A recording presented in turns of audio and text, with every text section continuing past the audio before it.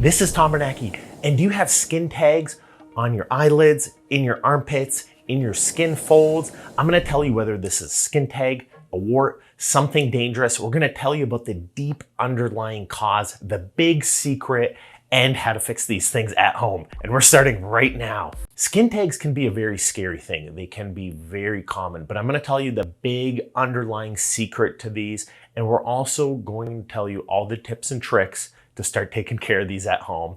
Hey, you can come see a doctor like us, and it's fairly easy to take care of these, but you wanna make sure you get to the underlying cause and fix these things because they can indicate a lot of bigger problems that you should be more concerned about rather than just these skin tags. What causes a skin tag? It has some genetic components in a small percentage of people. If your mom and dad had them, you're a little bit more likely to have them. There are some links to a virus called HPV. There is a questionable concern here. It's not the biggest cause, it's a smaller cause. What HPV does cause is warts. Sometimes skin tags and warts can be confused. This is an extremely important chart. A callus, a corn, and a wart versus skin tag. So a callus gets created due to wide pressure. A corn is very specific focused pressure on a sweat gland, and a wart is the HPV virus. So on the left-hand side, you could see a callus is a wide, broad, flat surface. In the middle, a corn is a very specific, hard, rock-like substance, and a wart on the right steals your blood vessels because it's a foreign body, a foreign virus that's invading your body and stealing your blood flow. A skin tag, on the other hand, is very raised. It's barely connected to the skin, a very thin stalk, as you can see in these ones right here. Or it can get huge. If you see it get this big, so right here, a callus is on big, widespread pressure areas. A corn is in very specific focused areas, usually like the toes or underneath the toe joints. And a wart, you can see those pinpoint black or red spots in the middle, which show that there's blood vessels, as I showed in that picture before. Skin tags, on the other hand, neck, eyelids, armpits, the skin folds, and it's usually with the symptoms I'm going to talk about. Before we get to the most common cause, what is this? The fancy name for this, the medical name, is called an acrocodone, is the fancy medical name for this. The good news is it's not cancerous, but removing skin tags does not remove what caused them in the first place. What's a cancerous versus non-cancerous lesion? These skin tags are benign lesions.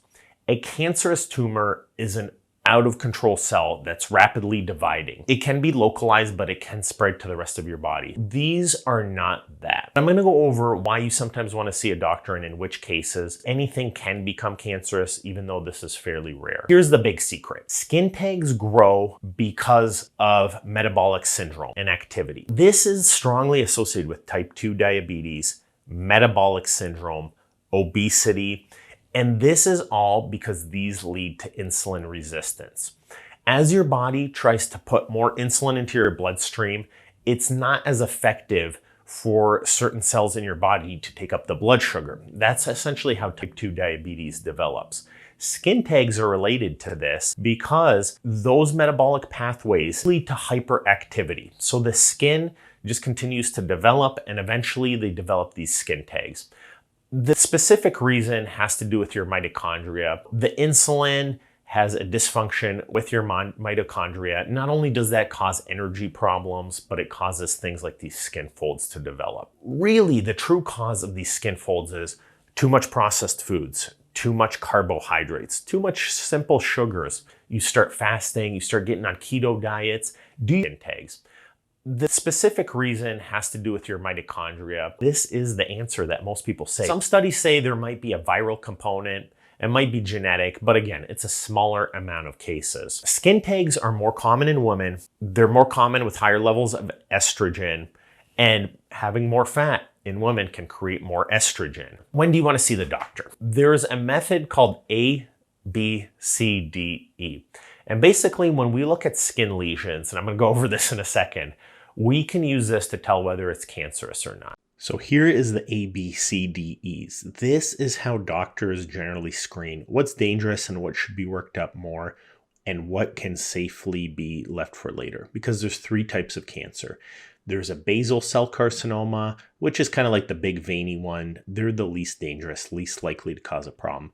There's a squamous cell carcinoma, which is kind of in the middle. It's definitely dangerous, should be biopsied. And a melanoma, which is the most dangerous. All three should be biopsied. If all three basically meet at least a few of the ABCDE criteria, then you should biopsy with your dermatologist or podiatrist if it's on your foot. So what happens with all of these in general is they go through the skin. So if they're just in the most superficial layers of skin, there's absolutely no danger. They could stay there for like 20 plus years, which is the case with like say most basal cell carcinomas. But when you start getting into your stage 1, stage 2 and more, this is most common with melanomas. So melanomas are the ones known for getting down into the skin. So those are those black plaques. And this can happen under your toenail. This could happen on your foot. It can happen on your face.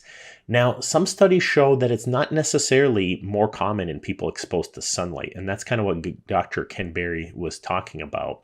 But what is very important here are the ABCDEs. Here's how you can do it at home. So A stands for asymmetric.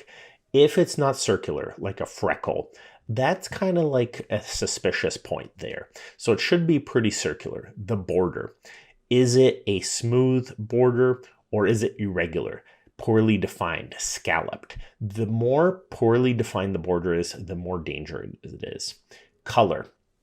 Is the color consistent? So for example, a freckle so far is round, has a regular sharp border, whereas the color here, see how it's a little bit darker in the middle? So sometimes these could be bleeding. Sometimes it could be like black, blue, discolored, red, white.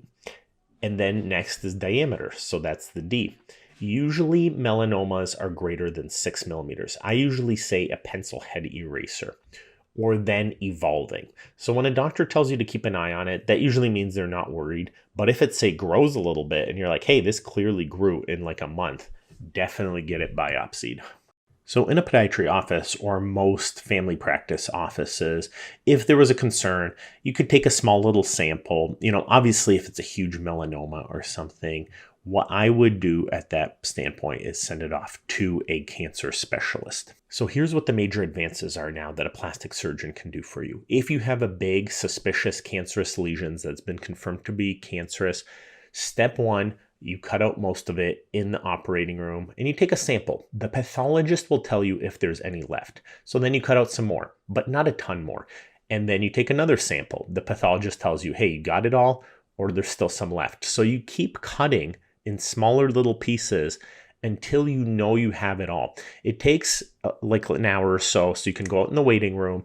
And once your sample comes back, you could either know that you can go home safely, that you 100% got it all, or you have to go back in and take a little bit more. That's what Mohs surgery is. You're here for the remedies. This is a countdown from the worst to the best remedies. And a little tip is surgery fixes it overnight. Remedies can take a little bit longer, although ideally they're pretty quick. With all of these, you want to take a Q-tip. You want to clean off the area with alcohol. Number 1 is tea tree oil. Tea tree oil has antiviral and antifungal properties. I go over this a lot for my nail videos and my athlete's foot videos. Tea tree oil can work very well. You can dilute it, but just stick a Q-tip in there and just stick it on your skin tag. First, wash the area, use that Q-tip, place it a Band-Aid overnight after you apply the tea tree oil. And for several nights in a row, the skin tag usually dries out and falls off. Another fun trick is a banana peel. Don't toss away your old banana peels, especially if you have a skin tag. The peel of the banana can help dry out the skin. This might be partly due to the antioxidant properties found in them. Just take a Band-Aid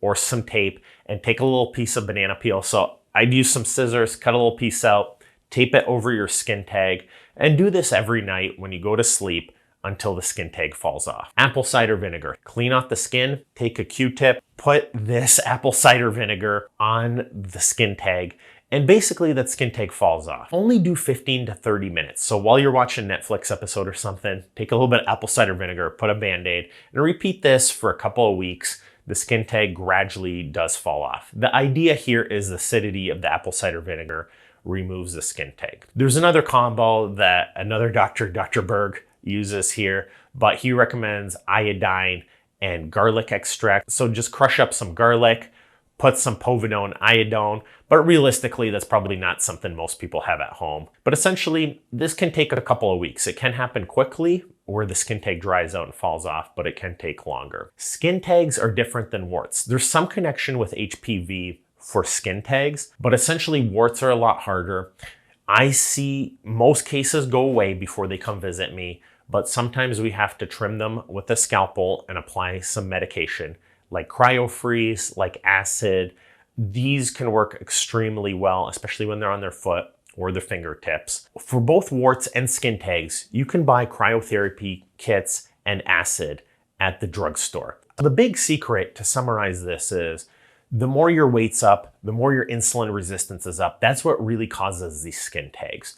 As your weight gets down, as your metabolic syndrome gets improved, as your insulin resistance decreases, your skin tags in most cases will disappear completely on their own. Don't just keep going to the doctor for the rest of your life getting us to remove those skin tags. Make sure they stay away and use it as an opportunity to get healthier for the rest of your life. Hey, guess what? We have a phenomenal book. I believe this is the premier book on chronic nerve pain and peripheral neuropathy pain on the planet. I've put years of work seeing tens of thousands of peripheral neuropathy patients, working with some of the best diabetic endocrinologists, the best doctors, the best neurologists in building out this book. For you, my viewers, we have a discount code available.